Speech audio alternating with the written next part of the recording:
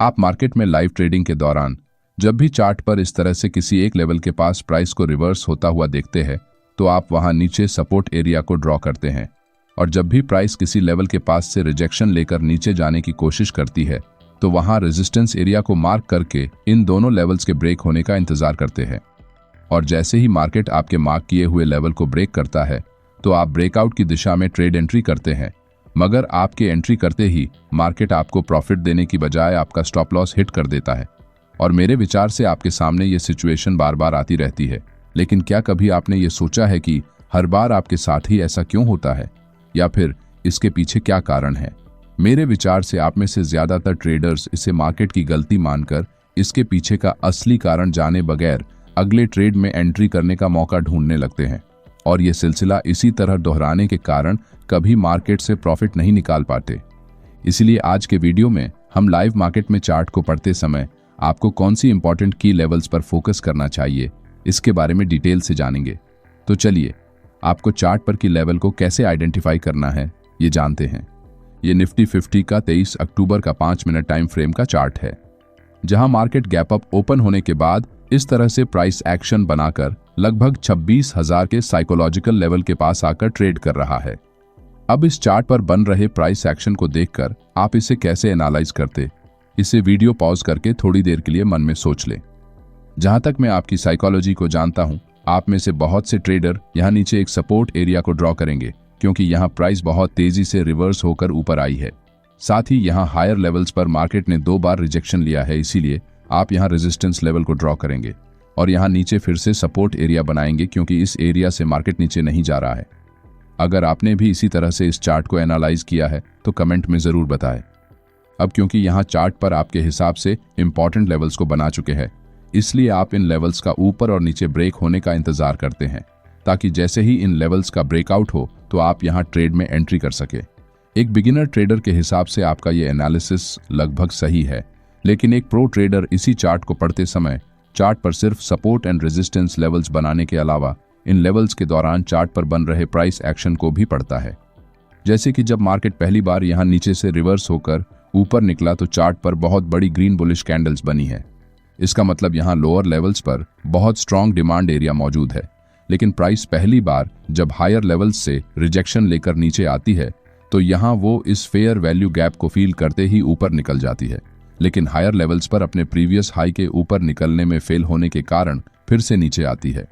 साथ ही अगर आप यहां चार्ट पर बन रहे कैंडलस्टिक पैटर्न्स को देखेंगे तो यहां से जब पहली बार प्राइस ऊपर निकलती है तो 3 बुलिश कैंडल्स में ही लगभग 50 पॉइंट ऊपर चली जाती है, लेकिन दूसरी बार जब प्राइस इस एरिया से वापस रिवर्स होती है तो इसी 50 पॉइंट्स तक जाने के लिए मार्केट को 1 घंटा लग जाता है, जबकि पहली बार प्राइस ने ये दूरी सिर्फ 15 मिनट में पार की थी।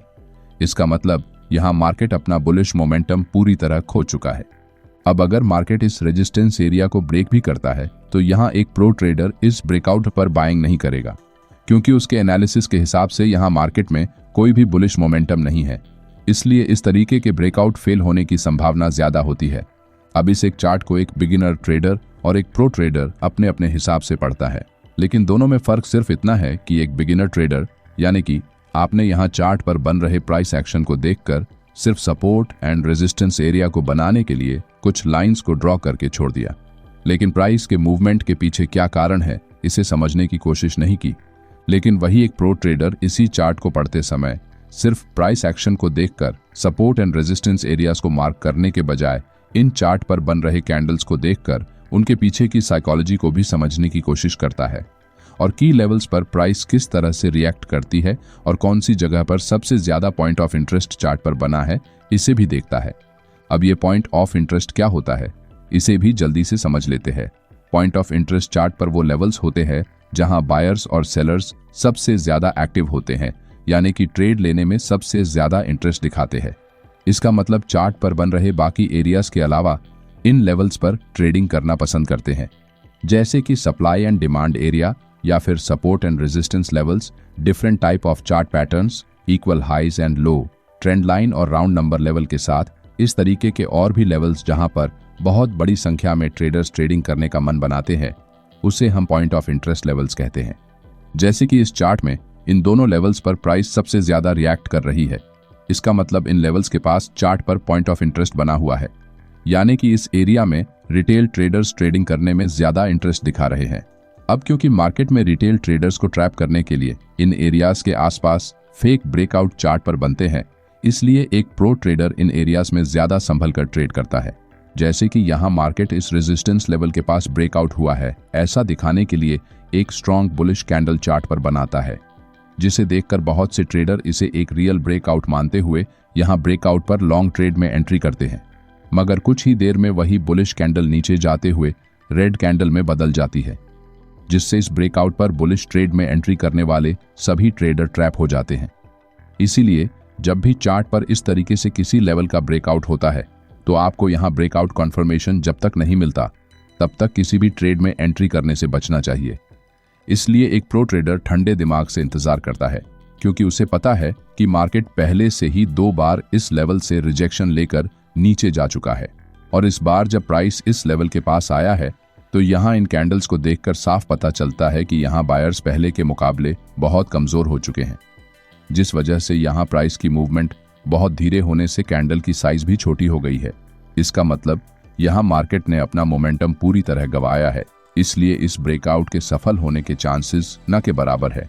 लेकिन कुछ देर बाद प्राइस बहुत तेजी से नीचे आते हुए चार्ट पर इस तरह से प्राइस एक्शन जब बनाती है तो यहाँ प्रो ट्रेडर्स एक्टिव हो जाते हैं, क्योंकि यहाँ इस रेजिस्टेंस लेवल से मार्केट इस बार बहुत तेजी से नीचे आया है, जबकि पिछली बार नीचे आते समय मार्केट ने बहुत समय लगाया था। साथ ही यहाँ ये जो फेयर वैल्यू गैप बना है उसे यहाँ मार्केट ने फील तो कर दिया है, लेकिन इस एरिया के ऊपर ज्यादा देर तक प्राइस सस्टेन नहीं कर पाई है।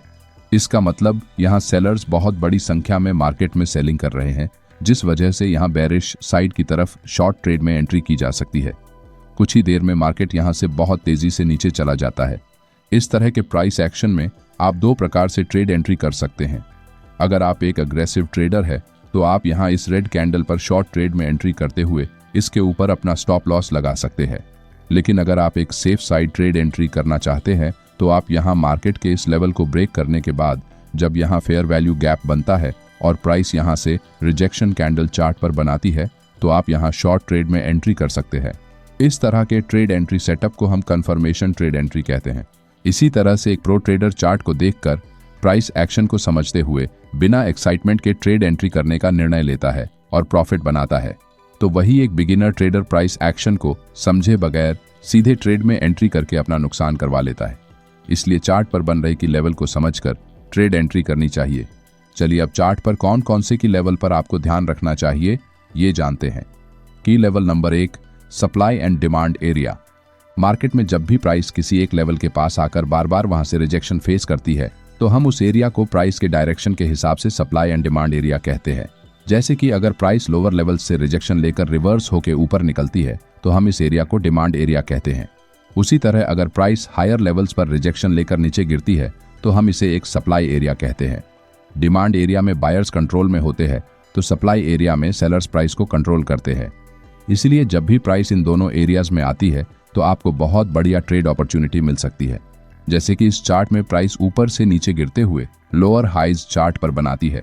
इसका मतलब मार्केट अपने पिछले हाई को ब्रेक करने में बार बार फेल हो रहा है, यानी कि यहाँ सेलर्स मार्केट में जब भी प्राइस ऊपर निकलने की कोशिश करती है तो वहां फिर से सेलिंग करना स्टार्ट करते हैं, जिससे मार्केट अपने पिछले हाई को ब्रेक नहीं करता। इसलिए हम यहाँ चार्ट पर सप्लाई एरिया को मार्क करके प्राइस के इस एरिया में दोबारा आने का इंतजार कर सकते हैं।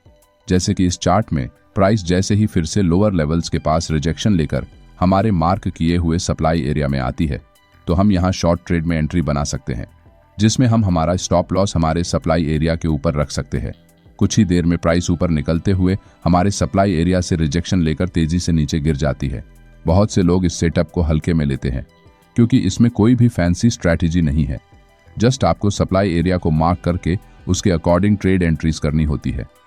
इसलिए ट्रेडर मार्केट में फैंसी ट्रेडिंग स्ट्रैटेजी के पीछे पागल होकर इस बेहतरीन एंट्री सेटअप को भूल जाते हैं।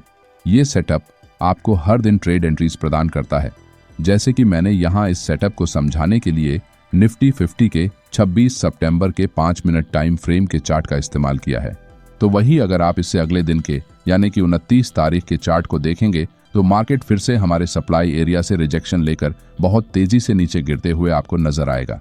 साथ ही इसी एक दिन में आप इस सेटअप का इस्तेमाल करके यहाँ फिर से ट्रेड एंट्री कर सकते हैं, क्योंकि यहाँ चार्ट पर जब प्राइस नीचे गिरती है तो कुछ देर के लिए इस लेवल पर रुकने के बाद तेजी से नीचे जाती है। इसका मतलब इस एरिया में सेलर्स बहुत बड़ी संख्या में सेलिंग कर रहे हैं, जिस वजह से यहाँ एक स्ट्रॉन्ग सप्लाई एरिया चार्ट पर बन रहा है। साथ ही ये एरिया अभी तक मार्केट ने टेस्ट नहीं किया है, इसीलिए ये एक फ्रेश सप्लाई एरिया है।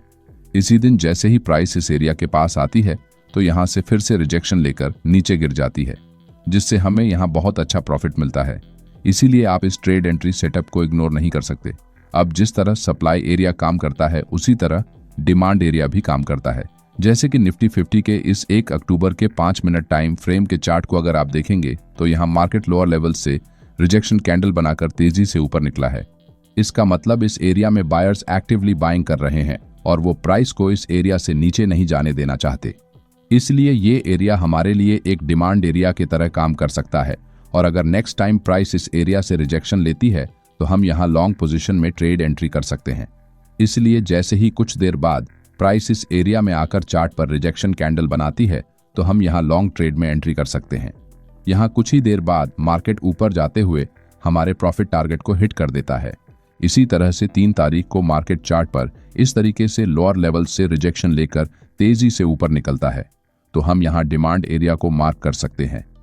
थोड़ी देर बाद प्राइस जैसे ही इस डिमांड एरिया में आती है तो यहाँ से फिर से रिवर्स होकर ऊपर निकल जाती है और इसके ऊपर ट्रेड करती रहती है।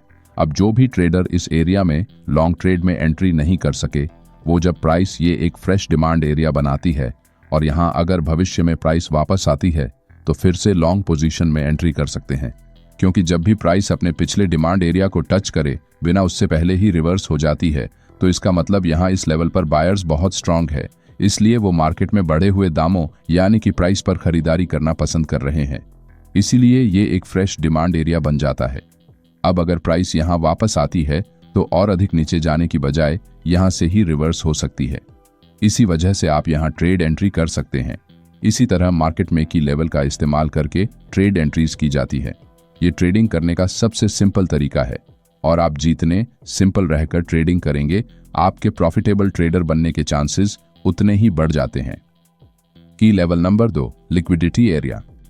ये निफ्टी 50 का 3 अक्टूबर का 5 मिनट टाइम फ्रेम का चार्ट है, जहां मार्केट तेजी से नीचे गिरने के बाद लोअर लेवल से रिवर्स होकर चार्ट पर इस तरह से प्राइस एक्शन बनाता है। जहां नीचे डिमांड एरिया बना है तो यहां हायर लेवल्स पर सप्लाई एरिया चार्ट पर क्रिएट हुआ है। अब दूसरी बार जब प्राइस इस फेयर वैल्यू गैप से रिजेक्शन लेकर नीचे जाती है तो यहाँ फिर से एक फ्रेश सप्लाई एरिया क्रिएट हो जाता है।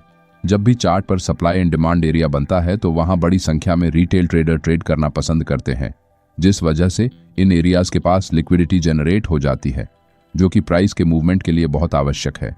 अब जब प्राइस दोबारा नीचे जाती है तो वो अपने प्रीवियस स्विंग लो को नीचे ब्रेक करने की बजाय उससे पहले ही रिवर्स होकर अपने हायर लेवल्स पर बने सप्लाई एरिया के पास फेक ब्रेकआउट क्रिएट करके यहाँ रिटेल ट्रेडर्स की लिक्विडिटी को स्वीप करने के बाद फिर से नीचे चली जाती है और लोअर लेवल में डिमांड एरिया के पास बनी लिक्विडिटी को ग्रैब कर लेती है। इसी तरह जब अगले दिन यानी कि 31 अक्टूबर को मार्केट ओपन होता है तो प्राइस सबसे पहले इस एरिया में सेलर्स द्वारा बनाई हुई लिक्विडिटी को स्वीप करने के बाद नीचे चली जाती है।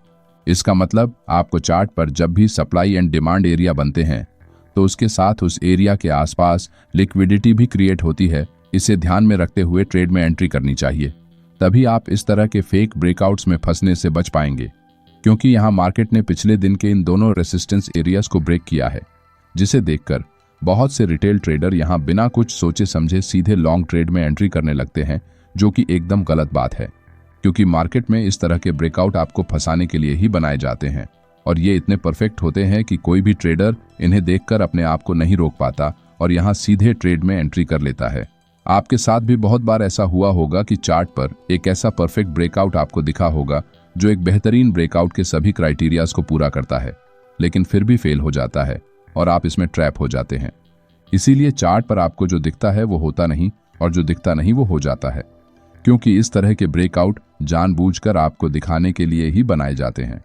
इसीलिए थोड़ा धीरज रखते हुए सावधानीपूर्वक ट्रेड एंट्री करने का निर्णय लेना चाहिए। की लेवल्स के दूसरे भाग में हम और भी इंपॉर्टेंट की लेवल्स के बारे में डिटेल से जानेंगे। धन्यवाद।